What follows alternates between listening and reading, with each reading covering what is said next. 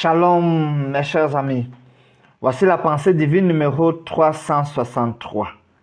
Qui va te faire tomber? 2 Rois, le chapitre 10.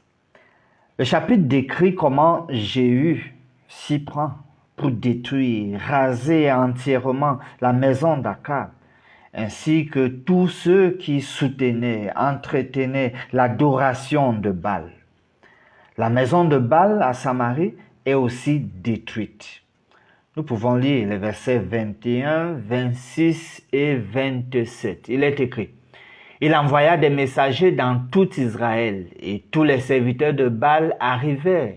Il n'y en eut pas un qui ne vint.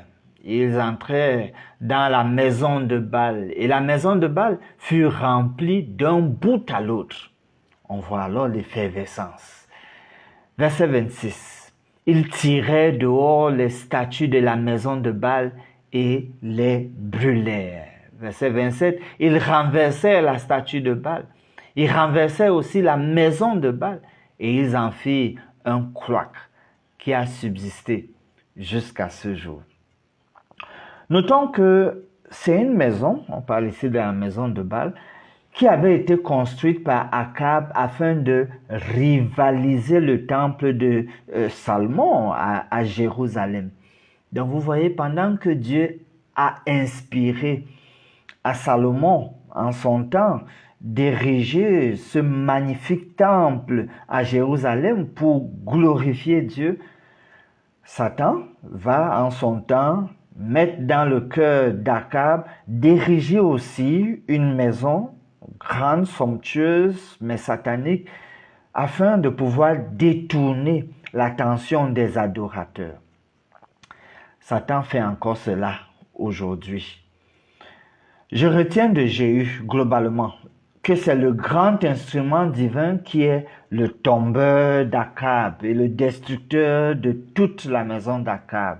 Et aussi, Jéhu, c'est celui dont la mission spéciale a été d'éradiquer le culte de Baal et qui a détruit la maison de Baal. Baal, cette maison qui était la rivale du temple de Salomon. Toutefois, Jéhu n'a pas détruit des idoles de Baal à Bethel et Dan.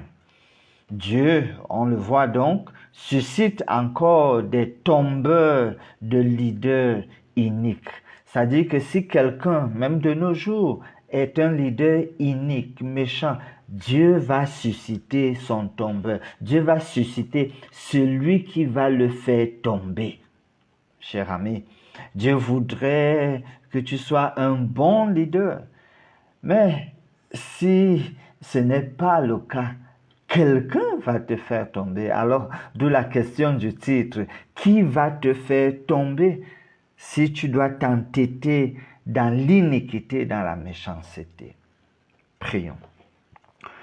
Dieu notre Père, nous voulons que tu nous conduises sur ton chemin, que tu nous donnes d'être dociles à ta parole, parce que sinon, il vient un moment où quelqu'un fait tomber toujours le méchant et le leader inique. Qu'il n'en soit pas le cas pour nous. Nous prions au nom de Jésus. Amen.